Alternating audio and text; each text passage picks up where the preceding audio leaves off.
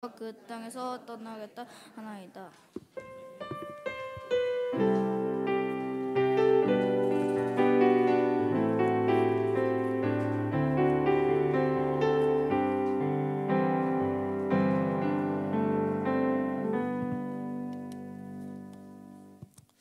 네, 우리 다음 세대 예배인데 우리 하민이와 유건이가 너무 똘똘하게 기도하고 말씀 봉독해 주었습니다.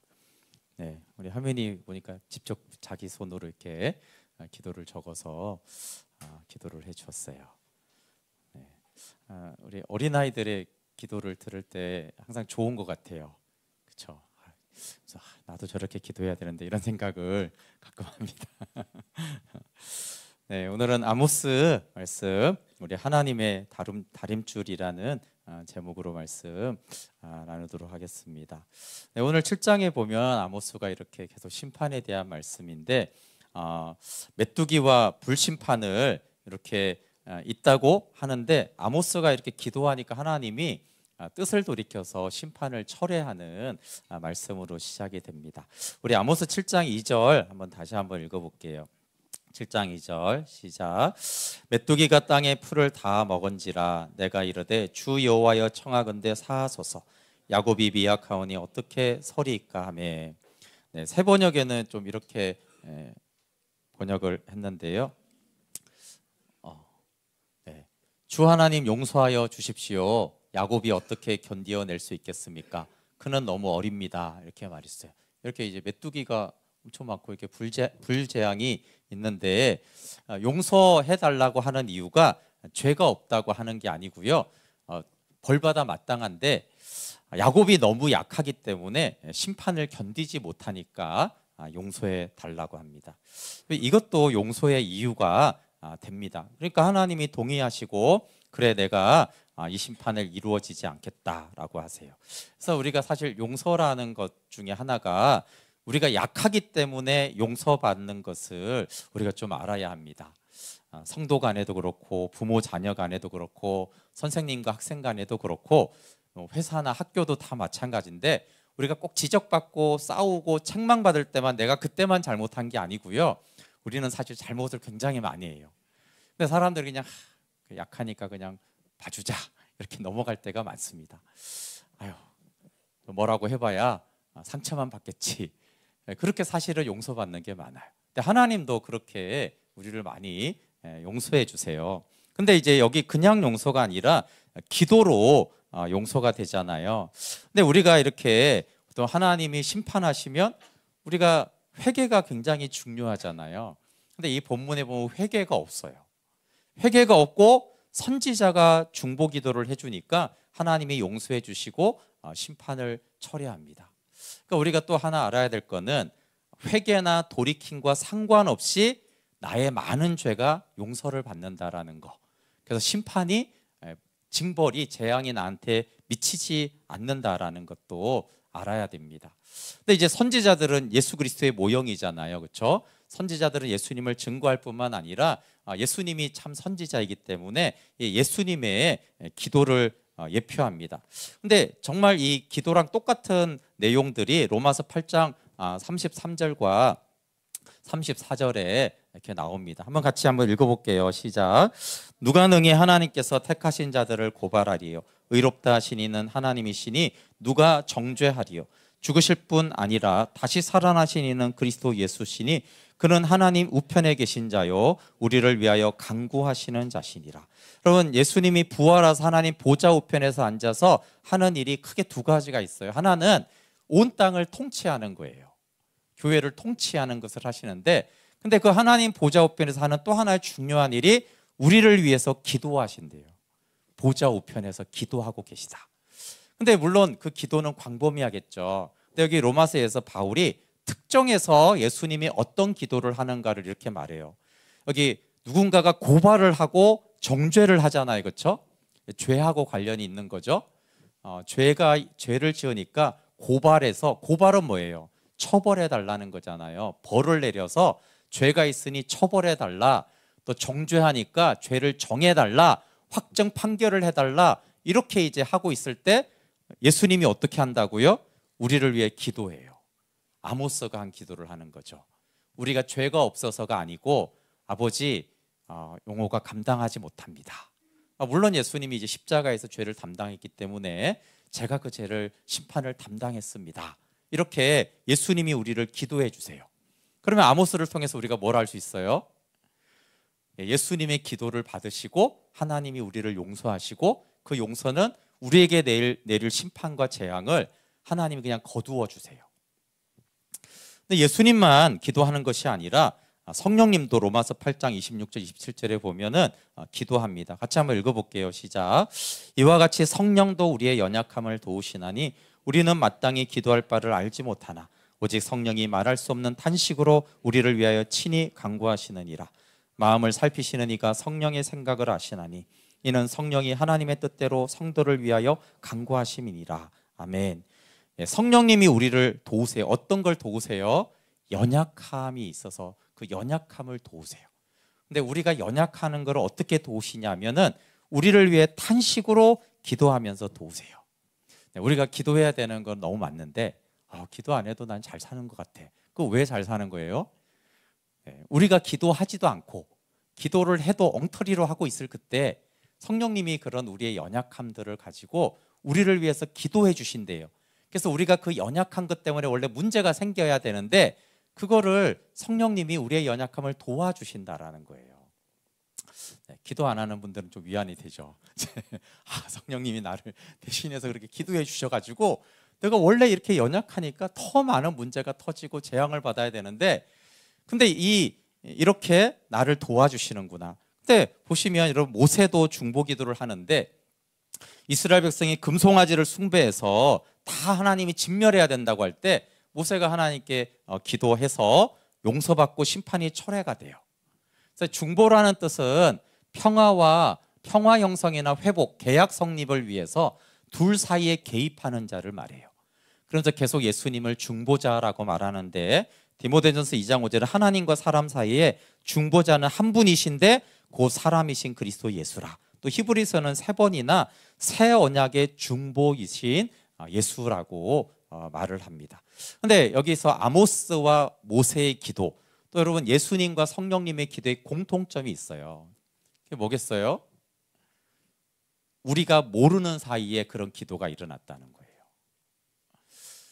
우리는 죄사함 받고 우리의 재앙이 사라졌는데 근데 그게 내가 모르는 사이에 일어나는 거예요. 그렇잖아요. 그럼 예수님이 기도할 때 항상 알려주고 하세요? 안 하잖아요. 그렇죠? 그래서 우리도 모르는 사이에 나의 그 많은 죄를 위해서 기도해주는 아들과 성령님으로 인해서 나의 많은 죄가 사해지고 있어요.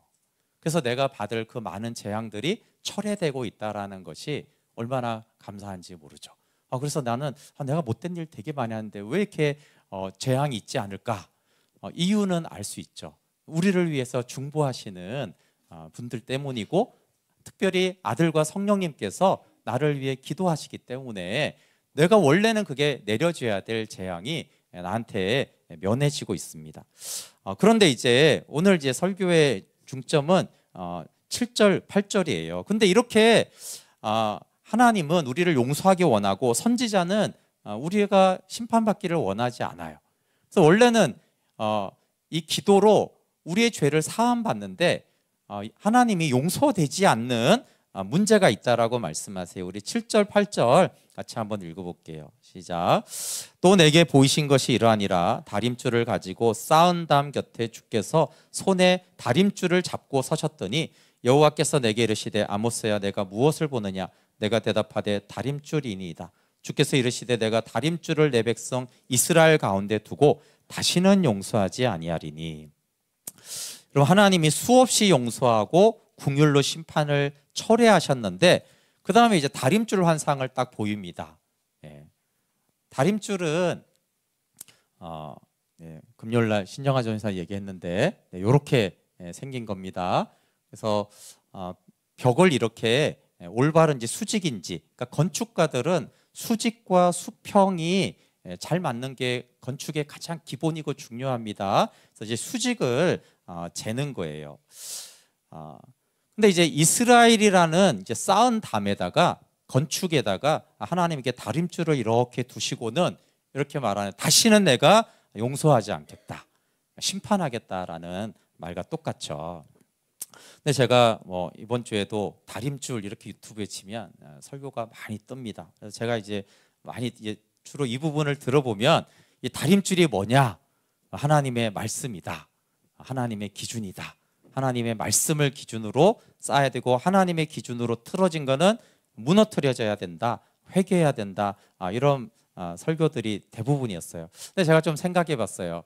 만약에 아모스의 말을 듣고 있는 이 이스라엘 백성들이 하나님의 말씀을 기준으로 살아야 된다, 하나님의 말씀이 다림줄이다, 이렇게 설교를 하면 설교를 듣는 이스라엘 백성들은 어떻게 들었을까? 어떻게 들었을 것 같아요? 나는 말씀대로 잘 살고 있는데, 물론 다 지키지는 못하지만 나는 무난하게 신앙생활 말씀을 기준으로 나는 잘하고 있지, 아마 이렇게 들을 것 같아요. 여러분은 어떻습니까? 말씀의 다림줄로 내가 잘 서 있나? 그러면 똑바르진 않지만 뭐 무너질 정도는 아니지 않을까? 이렇게도 우리도 생각할 수 있어요. 근데 왜 이제 이스라엘 백성들이 그렇게 받아들일 거냐 하면은, 아모스하고 똑같은 시대에 살았던, 사역했던 사람이 호세아예요. 그래서 호세아를 이제 지난번에 딱 동시대, 여로보암 2세 때, 그것도 북이스라엘의 말씀을 전한 두 사람의 선지자가 같은 시대예요. 근데 이때가 여로보암 2세 때인데, 이 왕이 악하고 백성들도 악했어요. 근데 이상하게 하나님이 다윗과 솔로몬 다음으로 복음가는 전성기를 이때 줬어요. 여러분, 잘 되고 형통하고 하는 일마다 너무 잘 돼. 그럼 이제 하나님이 복 주심을 알고 감사하고 막 나누고 그랬냐? 그렇지 않았어요. 우상을 숭배하고 가난한 자를, 돈 잘 버니까 이때도 하고 가난한 자를 더 압제하고 착취하고 더 부자들이 되려고 하는 대지주들이 나타났어요. 그래서 공통적으로 그 아모스와 호세아가 똑같이 책망하는 것이 있는데, 그건 두 마음이에요. 두 마음. 아모스 5장 21절부터 24절 보실래요? 그 앞에서 아모스 5장 21절부터 24절을 한번 보겠습니다. 같이 읽어볼게요. 시작. 내가 너희 즐기들을 미워하여 멸시하며 너희 성애들을 기뻐하지 아니하나니, 너희가 내게 번제나 소제를 드릴지라도 내가 받지 아니할 것이요, 너희의 살진 희생의 화목제도 내가 돌아보지 아니라. 내 노랫소리를 내 앞에서 그칠지어다. 내 비파소리도 내가 듣지 아니하리라. 오직 정의를 물같이 공의를 마르지 않는 강같이 흐르게 할지어다. 여러분, 하나님이 이 말씀을 왜 하세요? 이스라엘 백성들은 절기를 열심히 지켰고요, 번제, 소제, 살진 희생의 화목제를 잘 드리고, 노랫소리가 뭐예요? 찬양했어요. 하나님을 찬양하고 비파소리로 연주로 하나님을 높여 열심히 찬양했어요. 그러니까 책망을 하면 말씀대로 살아야지. 그러면 이스라엘이 뭐라고 하겠어요? 우리 말씀대로 잘 살았지. 지난주에도 번제와 소제로 나는 또 하나님 찬양하고 영광을 돌렸지. 이렇게 생각할 거 아니에요, 그렇죠? 그래서 하나님이 착각하지 말아라. 야, 니네가 절기 드리는 그딴 노래들 제발 찬양 좀 그만해라. 지겨워, 듣기 싫어 죽겠다. 그놈의 소음이 너무나 힘들다. 근데 이스라엘 백성들은 어떻게 생각했어요? 우리가 이렇게 열심히 제사를 드리고 예배를 하고 찬양을 하니까 하나님이 복을 줘가지고 우리가 이렇게 잘 살게 돼 있어. 이렇게 이제 이스라엘 백성들은 생각하고 있으니까, 웃기지 마라 이거 하나님. 너희들의 예배는 가증하고 너희의 절기를 내가 싫어한다. 제발 그런 찬양 좀 하지 말아라. 너무나 듣기 싫은 소음이다. 이렇게 말하는 거죠. 여러분, 그 선지자에게, 하나님에게 가장 어려운 사람은 자기를 모르는 사람이에요. 계속 아모스는 심판을 외치는데 이스라엘 백성은 우리는 안전해 이렇게 말하는 거예요. 교만하고 악을 행해요. 하나님이 승리와 번영을 주고 있는데 내 힘으로 정복했고 내 힘으로 이 부를 이루었어 이렇게 말하고요. 여호와의 날은 재앙의 날인데 여호와의 날은 승리의 날이니까 우리는 여호와의 날을 간절히 기다린다 이렇게 하고 있는 거예요. 이 착각을 어떻게 하기가 어렵죠. 여러분, 칼빈의 대표적인 저서는 기독교 강요입니다. 근데 이 기독교 강요 초반부에 아주 중요한 통찰로 칼빈이 하는 말이 뭐냐 하면, 하나님을 아는 만큼 나를 알고 나를 아는 만큼 하나님을 아는 거예요. 이건 칼빈이 처음 한 말이 아니라 어거스틴부터 이걸 굉장히 강조했어요. 그러니까 신앙의 아주 중요한 것은 하나님을 아는 만큼 나를 알고 나를 아는 만큼 하나님을 알게 돼 있다는 거예요. 그러면 뒤집으면 어떻게 돼요? 하나님을 모르면 누구를 몰라요? 나를 몰라요. 근데 아주 중요한 게 나를 모르면 또 누굴 몰라요? 나를 모르면 하나님을 모릅니다. 여러분 그 법륜 스님의 증문적설 이런 거 들어본 적 있으세요? 이 증문적설이 이게 굉장히 유명한데 법륜 스님이 어떤 식으로 이 문제를 해결해 주는지 아십니까? 그 법륜 스님은 다른 게 아니라 그 불교적인 인생 문제 해결책을 불교 용어를 빼고 이렇게 설명해 주는 거예요. 그러니까 불교에서 가르치는 거를 일반 사람들이 알아듣게 그 대답을 해주는 겁니다. 어떤 문제를 들을 때마다 불교에서는 그런 문제를 이렇게 하라고 가르치는데 그걸 불교 용어를 빼고 이렇게 설명해 주는 거예요. 근데 이제 그때 그 항상 이 법륜 스님이 하는 한 가지가 있어요. 그게 뭐냐면 너 자신을 알라 이거죠. 네 상태를 아느냐 이게 항상 먼저예요. 그 다음에 그걸 안다면 이렇게 하지 그러냐? 싫어? 그럼 하지 마. 이렇게 하는 그런 식입니다. 저는 불교 강의도 가끔 듣습니다. 철학도 뭐 심리학, 뇌과학 이런 걸 듣는데 물론 다른 것도 있지만 그 주요한 이유 중에 하나는 나를 아는가예요. 나를 아는가. 불교는 그 종교화가 많이 됐습니다. 그건 굉장히 문제예요. 근데 원래 이제 석가모니는 그 자기를 신이라고 한 게 없어요. 그래서 불교에는 신이 없습니다. 석가모니는 자기는 인간이라고 그랬고 그걸 나중에 사람들이 막 종교처럼 만드는 거예요. 그래서 이런 종교적인 걸 싹 지워버리면은 그 석가모니는 인류 역사상 인간을 가장 잘 탐구한 사람 중에 한 사람이에요. 그래서 인간이 누구냐, 인간이 왜 괴로우냐, 그러면 어떻게 그 괴로움을 해결할 수 있는가를 사실은 이제 그거에 대한 굉장히 이제 지성인인데 거기 이제 종교라는 것들을 이제 덧붙여서 문제인 것이죠. 그래서 이런 종교화된 불교 말고 진짜 불교를 공부하는 사람들은 인간을 굉장히 탐구합니다. 그냥 석가모니 자체가 인간을 굉장히 탐구한 사람이에요. 그러니까 인간을 탐구한 많은 것 중에 하나가 인간은 괴롭더라 이런 거잖아요, 그렇죠? 그리고 이제 이 괴로움을 해결하기 위해 인생이 살아가는데 다 헛방이더라 이 말이에요, 그렇죠? 그럼 이제 이 인간의 괴로움을 어떻게 해결할 건가? 뭐 그걸 이제 얘기한 것이 사실 석가모니가 했던 주요 얘기예요. 그러니까 그래서 진짜 불교를 공부하는 사람들은 인간을 굉장히 많이 탐구합니다. 인간이 누구냐, 왜 괴로우냐, 왜 집착이 있냐, 집착은 왜 못 떨어뜨리느냐, 이런 걸 굉장히 많이 연구합니다. 그래서 그 진짜 불교를 하는 사람, 그러니까 이 법륜 스님은 종교화된 불교보다는 그 불교의 본질을 탐구하는 사람이에요. 그래서 그런 식으로 이렇게 사람들한테 처방을 해주는 것이죠. 보세요. 근데 그러면 철학은 뭐예요? 철학은 굉장히 발전했지만 그 소크라테스가 너 자신을 알라라는 큰 범주를 벗어나지 않습니다. 결국 인간을 계속 탐구하는 거잖아요. 철학이 인간이 누구냐, 뭐냐, 뭐 이런 걸 하는 거예요. 그 뭐 심리학이나 다 마찬가지예요. 뇌과학도 결국 인간이 뭐냐, 뭐 이런 것들을 계속 공부하는 거예요. 근데 이런 것들에 대해서 우리가 뭐 그 자체를 심취하기보다는 그런 것들을 통해서 내가 나를 모르는구나를 깨닫는 게 되게 중요합니다. 그런 걸로 성경이 말하는 나를 아는 게 아니라 야 이렇게 내가 나를 모르나? 그러면 그걸 통해 뭘 아냐면 내가 하나님을 모른다는 걸 아는 거예요. 소크라테스가 너 자신을 알라고 했을 때 여기 핵심이 전에 뭐라고 그랬어요? 여러분 소크라테스는 아는 것을 말하는 것보다 내가 모른다라는 것을 아는 것이 핵심이에요. 내가 모른다라는 것을 아는 것이 나를 아는 핵심입니다. 그러면 왜 내가 나를 모를까요? 소크라테스 말로는 나는 모른다라는 것을 나는 아는데 왜 쟤네들은 지가 모른다는 걸 모를까?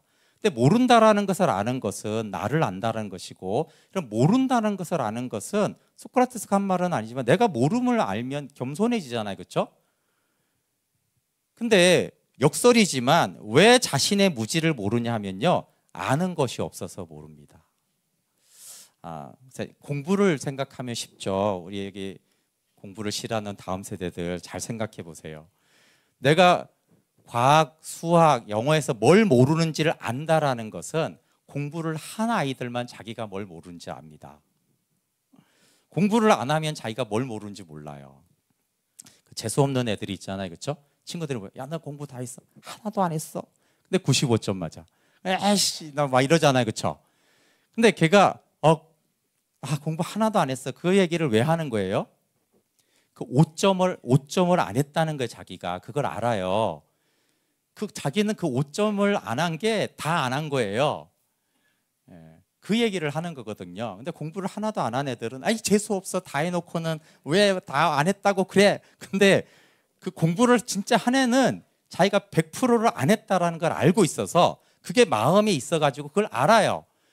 그러니까 이제 한 아이만 자기가 모르는 걸 알아요. 그리고 뭘 모르는지를 구체적으로 알죠. 어떤 영역 어디를 내가 몰라. 이걸 정확하게 압니다. 공부를 하고 이해를 해서 아는 거죠. 근데 그럼 참 기독교는 종교적으로 보든 뭘로 보든 정말 진리고 가장 탁월해요. 근데 참 희한한 것이 있는데 제가 기독교의 저는 가장 큰 단점이 뭐냐 하면 기독교인들은 자기를 굉장히 모릅니다. 참 희한하죠? 왜 그런지 모르겠어요. 성경과 믿음의 많은 선배들에 의하면 기독교는 아까 하나님을 아는 만큼 나를 알고 그렇죠? 나를 아는 만큼 하나님을 안다고 그랬는데 희한하게 실제 기독교는 하나님만 알고 나를 몰라요. 이 보수 기독교는 굉장히 성경의 진리를 고수하니까 굉장히 좋은 건데 보수 기독교인들에게 있을수록 가장 문제는 나를 몰라요. 진리만 안 돼요. 진리를 알아요. 근데 나를 몰라요. 희한하죠? 그럼 질문이에요. 진리는 알고 나를 모르면 진리를 아는 것인가? 칼빈의 말이 아니잖아요. 그렇죠? 진리를 진짜 알면 나를 알았어야 되는데 나를 몰라요. 그래서 진리를 가진 신앙이 아주 좋은 크리스찬들이 굉장히 독선적이고 이기적이고 대화가 안 되고 왜냐하면 자기를 모르니까 그렇죠? 자기가 무슨 말을 하는지 왜 상처 주는지 어떤 태도를 하고 있는지 아무것도 몰라요. 그냥 계속 진리를 안다고 우리는 진리를 가졌다는 거예요. 자유주의는 어떻게 했어요? 자유주의는 이런 철학이나 많은 인문학을 받아들이면서 또 인간을 알기 시작하니까 희한하게 또 하나님을 모르네요. 그런데 이 자유주의는 또 그러면 인간을 아는 건가요? 하나님을 잘 모르는데? 그게 인간을 아는 걸까요? 그러니까 이게 저는 너무 역설이에요. 제 생각에는 진리를 가졌다라는 그 교만 있잖아요. 진리가 있는데 그까지 철학, 불교 다 이상한 것들 다 필요 없어. 나는 진리가 있어. 이래가지고 나를 모르는 것 같아요. 듣지를 않아요. 왜? 나는 진리가 있는데 니네 말을 왜 듣겠어? 이런단 말이에요. 근데 진리가 있으면 그런 불교나 철학이나 심리학을 들어 경청을 해봐야 돼요. 내가 더 잘하네.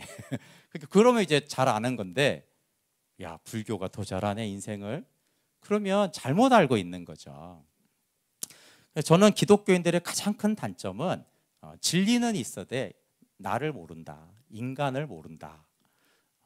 그래서 나를 모르니까 거기서 이제 문제가 생기고 사회적인 문제도 거기서 생기고요.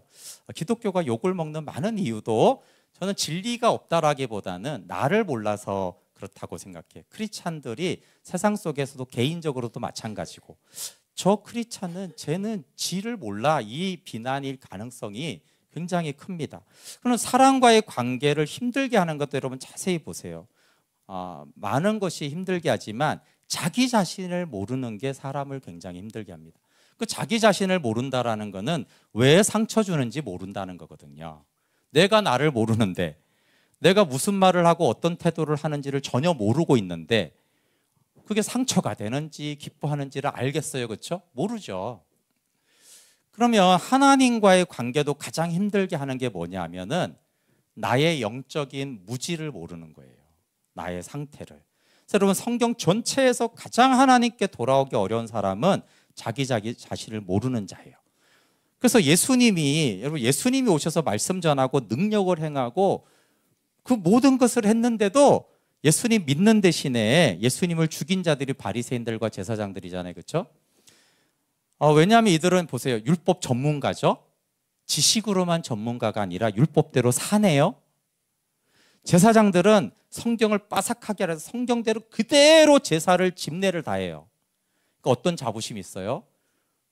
나는 율법을 알고 율법을 실천하지. 그러니까 예수님이 아무리 너한테 화가 있다, 이 독사의 자식들아, 외식하는 자들아, 지옥에 남들까지 데리고 간다, 아무리 말해도 어때요? 내가 나를 모르기 때문에 전혀 딴 세상이에요. 그래서 회개는커녕 저놈을 십자가에 못 박아 죽여야겠다, 이렇게 반응을 하죠. 이유는 뭘까요? 바리새인들과 제사장은 자기 자신을 몰라요.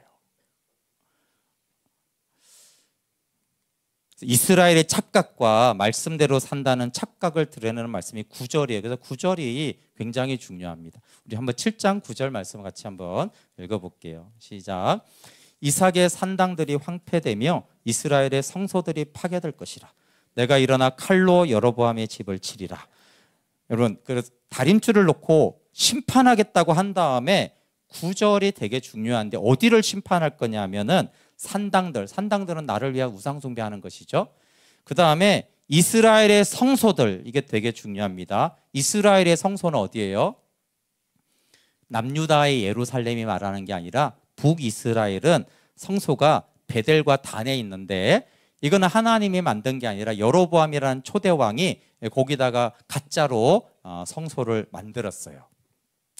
그리고 여기 이스라엘을 치겠다고 아니고 여로보암의 집을 치겠다. 이게 여로보암 2세일 수도 있지만 저는 이게 일부러 하나님이 여로보암, 초대 왕 여로보암이라고 생각을 해요. 그러면서 왜 용서하지 않느냐 하면은 이들이 여로보암의 유사신앙이라는 다림줄을 근거로 이스라엘은 건축이 되어져 왔다라는 거예요.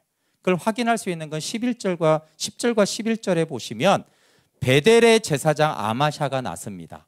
베델은 어디라고요? 베델의 제사장은 어디예요? 여로보암 왕이 자기 마음대로 베델에다가 성소를 만들고 금송아지 갖다 놓고 제단 만들어 놓고 제사장 세워 놓고, 고기죠.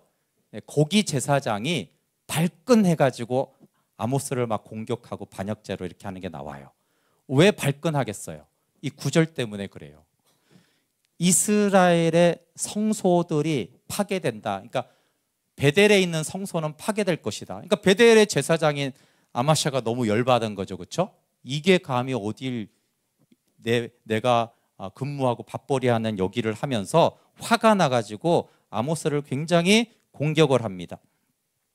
근데 이 여로보암은 원래 다윗같이 언약 안에 구하면 내가 다윗처럼 세워주겠다라는 약속을 받았어요. 근데 이제 하나님에 의해서 왕이 되고 하나님의 약속도 받고 축복도 받았는데 백성들이 자꾸 저 예루살렘의 남유다로 내려가서 우리나라처럼 남북으로 갈라졌는데 북한에 있는 사람이 자꾸 서울에 와가지고 하나님께 예배를 드리고 가니까 이제 불안하잖아요, 정치적으로. 그러니까 다윗한테 돌아갈까 봐 불안하니까 이제 금송아지를 북쪽에 있는 단과 베델에, 단은 북쪽이고 베델에다가 두고 하나님을 섬기게 했어요. 그 일반 백성들을 제사장으로 삼고 이것이 하나님을 섬기는 거라고 백성들을 되게 중요하게 가르쳤어요. 그렇게.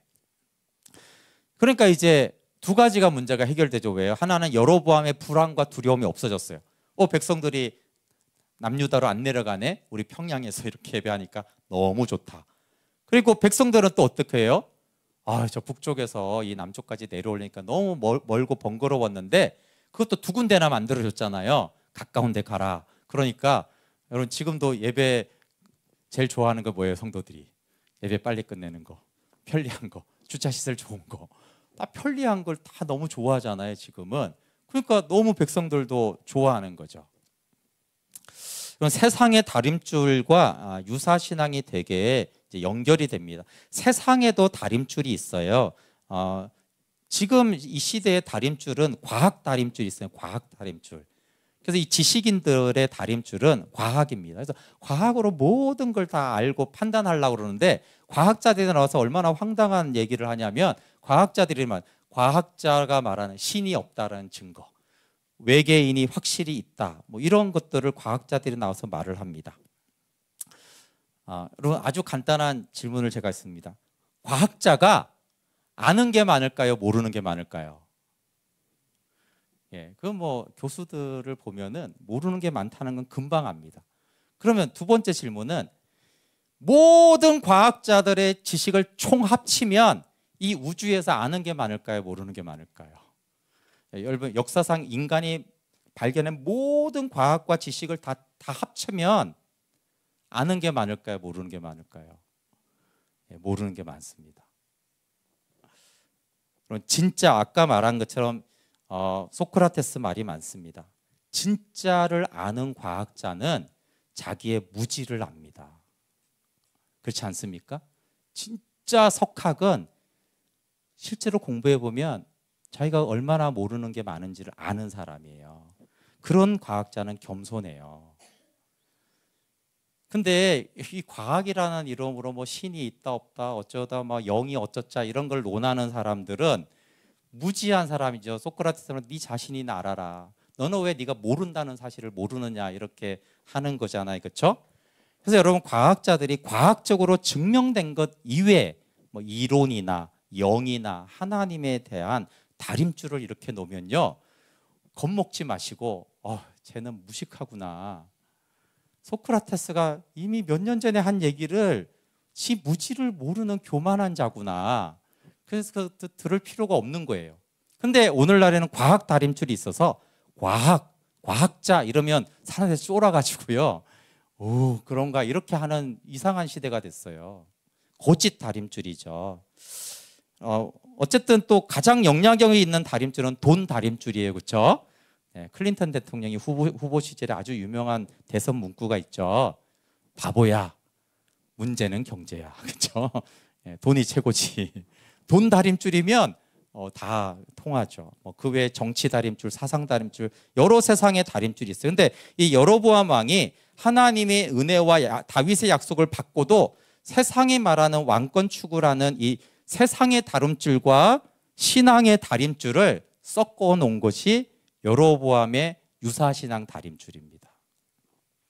그래서 여로보암의 두려움을 해결하고 백성들에게 편리함을 주고 하나님을 섬기는 것으로 가르쳤어요. 그래서 이 유사신앙 다림줄은 우리는 뭐 여로보암 시대가 아니잖아요. 근데 원리는 똑같습니다. 지금도 유사신앙 다림줄은 어떻게 되죠? 세상의 다림줄과 나의 신앙을 위한 유익을 섞어요. 그게 유사신앙 다림줄입니다. 그래서 아모스에는 이제 불신자가 아니라 하나님의 백성들이니까 여기 두 개의 다림줄이 나오는 거예요. 그럼 모든 사람들은 자기 인생과 신앙을 다림줄을 보고 샀습니다. 다림줄을 5층을 건물을 지은 다음에 잘 지었나 하고 다림줄을 내리는 게 아니에요. 누가 그렇게 바보처럼 다림줄을 놓습니까? 그게 아니라 건축하는데 보면 요즘엔 뭐 워낙 과학적이라서 모르지만 원래 이렇게 예전에 보시면 줄 같은 걸 이렇게 실 같은 걸 이렇게 해놓고요. 이렇게 해놓고 벽돌을 쌓습니다. 그러니까 다림줄은 내려놓은 상태에서 벽을 쌓는 거예요. 그래야지 안 무너지지. 5층, 10층 쌓아놓고 쳤다가 기울었네? 허물어. 그러면 건축비가 너무 많이 들어서 망하잖아요. 그러니까 이 다림줄은 뭐냐? 모든 사람들은 자기 인생과 신앙이라는 건물을 짓는데 다 자기 나름대로 다림줄이 있고 그 다림줄에서 이렇게 쌓고 있다라는 얘기를 하는 거예요. 근데 이 다림줄 강의는 원래 그 예수전도단에서 내 마음의 벽이라는 8, 90년대 아주 유명한 책이었습니다. 그래서 이 다림줄 세미나 그러면 내적 치유였고 저도 일주일 동안 제가 이 강의를 들은 적이 있는데 그 책은 굉장히 좋은 책입니다. 내 마음의 벽이라고. 그러니까 이 사랑과 진리의 다림줄로 이렇게 해야 되는데 우리가 상처와 부정성, 뭐 거절 이런 걸로 이제 그 다림줄에 우리가 인생을 쌓아와 가지고 이렇게 문제가 많다. 뭐 이런 이제 치유하는 그런 책이에요. 근데 이제 모든 삶의 영역이 하나님의 다림줄로 쌓아야 하는 것은 옳은 말이에요.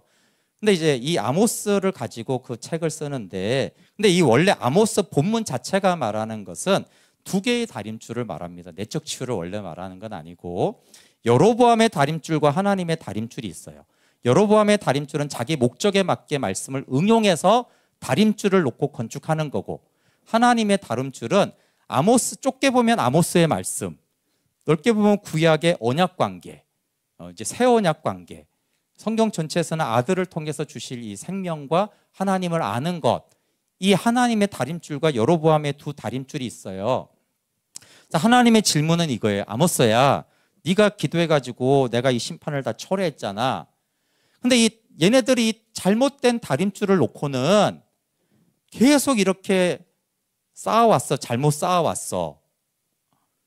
이 기운 건물을, 이 다림줄을 놓고 계속 쌓게 해야겠느냐? 이렇게 이제 질문하는 거예요. 그러니까 아모스가 그건 아니죠. 그래서 중보하지 않아요. 그러니까 이것만은 중보로 용서되지 않고 반드시 심판이 집행됩니다. 그래서 하나님의 다림줄은 아주 줄이면 복음이신 예수 그리스도가, 그분의 십자가와 부활이 다림줄입니다. 그래서 하나님은 용서하시죠. 어떤 죄는 회개함으로, 어떤 죄는 예수님의 중보로 용서받는데, 그 용서의 하나님이 잘못된 다림줄은 용서하지 않아요. 그러니까 하나님은 모든 사람이 구원받기를 원하지만 복음의 다림줄을 거부하면 구원받지 못합니다. 또 하나님의 백성도 유사신앙의 다림줄로 이 신앙과 인생의 벽을 쌓으면 황폐해집니다. 그래서 예수님이 이 땅에 구원하러 오셨는데 마태복음 23장 37절 38절에 보면은 예루살렘이 황폐해질 거라고 말씀하시죠.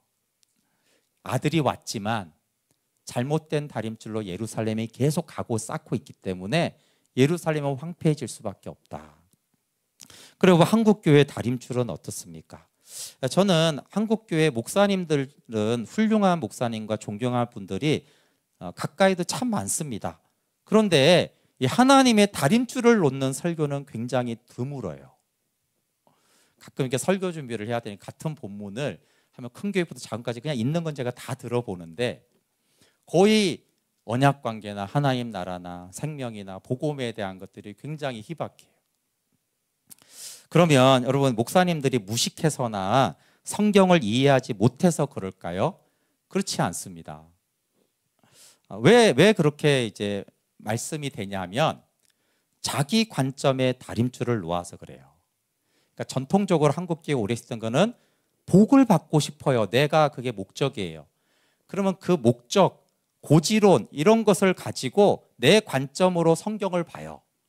이제 좀 나라가 잘 살아지니까 최근은 이웃사랑, 약자를 위한 신앙, 민주주의 뭐 이런 걸 가지고 이제 다림줄을 놓습니다. 그러니까 설교는 크게 두 가지가 있는데 주제 설교가 있고 뭐 귀납적 설교라고 이렇게 할 수 있어요. 그러니까 주제 설교는 뭐냐면은 성탄절이 됐잖아요. 성탄절 메시지를 전해야겠다. 그럼 제가 이제 주제를 먼저 딱 정하잖아요, 그렇죠? 주제를 정한 다음에 이 주제를 가지고 말씀을 전하는 거예요. 주제 설교의 강점은 메시지를 분명하게 전할 수 있다라는 거예요. 근데 주제 설교의 단점은 뭐겠습니까? 자의적인 성경을 인용할 때가 많아요. 내가 전하고 싶은 메시지하고 부합하는 말씀을 가져오는데, 맞는 걸 가져와야 되는데 이 전하고 싶은 게 너무 강하면요, 잘 안 맞는 것도 막 가져왔다가 써요. 성경을 인용합니다, 그렇게. 그리고 심지어는 그 성경을 억지로 해석합니다. 왜? 이 주제가 맞아야 되니까 이 주제를 강조하기 위해서 이 성경을 억지로 해석을 해서 종종 왜곡해서 해석도 많이 합니다. 왜 그러냐면 내가 전하고 싶은 욕구가 너무 강하기 때문에 성경이 뭘 말하는가는 그렇게 중요하지 않은 거예요. 그래서 아주 극단적인 게 이단들이 다 그렇게 하는 겁니다. 엉뚱하게 막 갖다가 쓰는 거죠. 해석도 그렇고. 근데 그게 이단만 그런 게 아니라 모든 목회자들이 주제 설교를 하면은 그 유혹을 받습니다. 그러니까 제가 주제 설교를 해보면 그 욕심이 나요.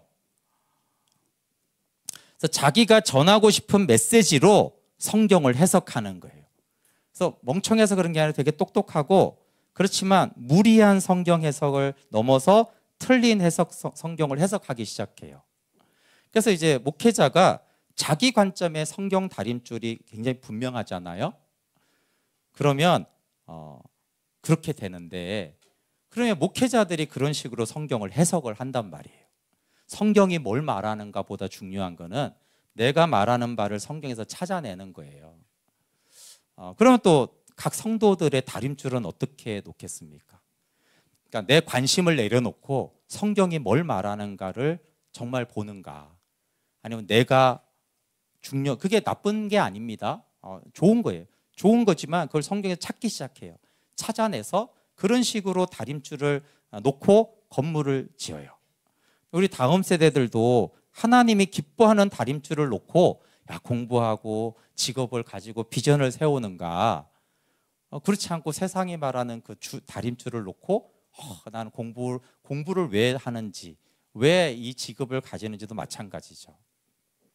그래서 아모스 8장 11절부터 12절에 보면은 진짜 심각한 심판을 환경적인 것보다도 여호와의 말씀을 듣지 못하는 기근이라고 말씀하고 있어요. 우리 아모스 8장 11절부터 13절 한번 뒤로 가서 같이 한번 읽어볼게요. 8장 11절부터 13절입니다. 같이 읽어볼게요. 시작. 주 여호와의 말씀이니라. 보라, 날이 이를지라 내가 기근을 땅에 보내리니 양식이 없어 주림이 아니며 물이 없어 가람이 아니요 여호와의 말씀을 듣지 못한 기갈이라. 사람이 이 바다에서 저 바다까지 북쪽에서 동쪽까지 비틀거리며 여호와의 말씀을 구하려고 돌아다녀도 얻지 못하리니 그날의 아름다운 처녀와 젊은 남자가 다 갈아여 쓰러지리라. 여러분, 정치인들은 너무 많지만 정치가 없다 이런 말을 하잖아요. 말씀은 많지만 생명 주는 말씀이 듣지 못한다라는 거예요. 이게 진짜 심판이다. 근데 이제 고민은, 그러면 우리 마음에 이 하나님의 다림줄을 둬야 되는데 그건 참 고민이 되더라고, 말씀 준비하면서. 근데 어쨌든 이제 아모스가 이렇게 돼 있습니다. 먼저 중보로 용서되는 게 있는데 잘못된 다림줄은 심판이 집행돼야 된다라고 하면서, 그럼 그 심판에 대해서 아모스가 말하는 거는 4장에 가면은 이렇게 돼 있어요. 4장에 5가지 심판을 하면서 똑같이 5번 말하는 게 너희가 내게로 돌아오지 않았다 이렇게 말하잖아요. 그러면서 6번째 내가 심판을 할 텐데 미리 알려줘요. 그러면서 뭐라고 해요? 그러면서 하는 말씀 아모스 4장 12절입니다.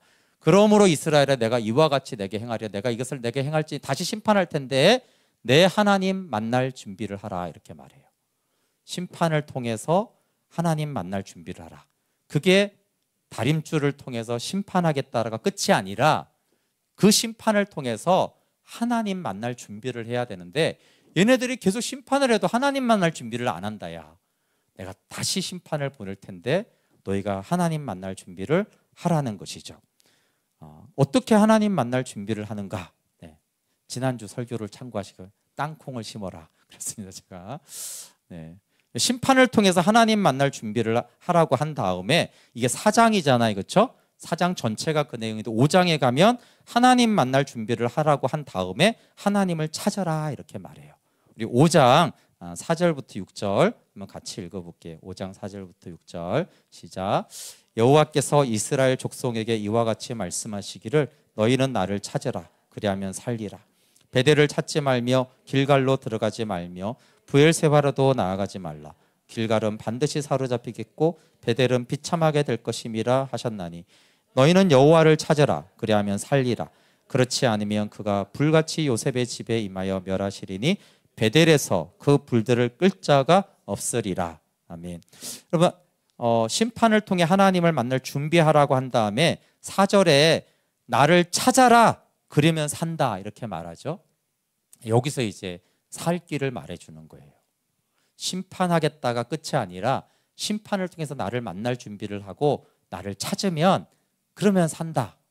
그러면서 강조인데 5절은, 4절은 찾아라, 5절은 뭐예요? 반대입니다. 그럼 나를 찾는 것과 반대가 뭐예요? 베델을 찾지 말며. 베델에 여로보암의 유사신앙이 있잖아요, 그렇죠? 거기 가면 안 돼. 그 다림줄을 다시 쓰면 안 돼 이 말이죠. 베델의 다림줄, 유사신앙의 다림줄, 그거 다시 찾으면 안 돼 이 말이에요. 그래서 베델을 찾지 말고 길갈과 브엘세바 다 마찬가지. 이게 다 유사신앙의 다림줄인데 베델은 비참하게 될 것이다. 그 베델이라는 유사신앙의 다림줄은 비참하게 될 거니까 그 다림줄을 제거해야 돼. 그러니까 다림줄 때문에 심판을 집행했잖아요, 그렇죠? 근데 우리는 본성이 있으니까 또 그 다림줄 가지고 내 인생을 신앙생활 하려고 하는데 여호와를 찾아야 되고 바른 다림줄을 놔야 되고 그거 하지 마. 그리고 또 뭐래요? 다시 하나님의 다림줄로 나를 찾아. 그래서 6절에 4절에 이미 말을 했잖아요. 그렇죠? 6절에 또 강조해. 너희는 여호와를 찾아라.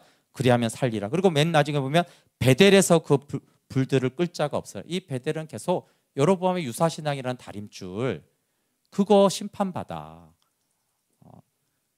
그래서 이렇게 됐어요. 여러분 심판이 끝이 아니라 그 심판을 통해서 하나님 만날 준비를 하고 하나님을 찾아라. 다른 말로는 그러면 그게 하나님의 다림줄로 건축을 다시 해라. 그 잘못된 여로보암의 유사신앙에 그 다림줄을 치우고 하나님의 다림줄로 다시 건축하면 그러면 산다. 이렇게 말씀하고 있습니다. 우리 함께 같이 찬양하고 기도하겠습니다.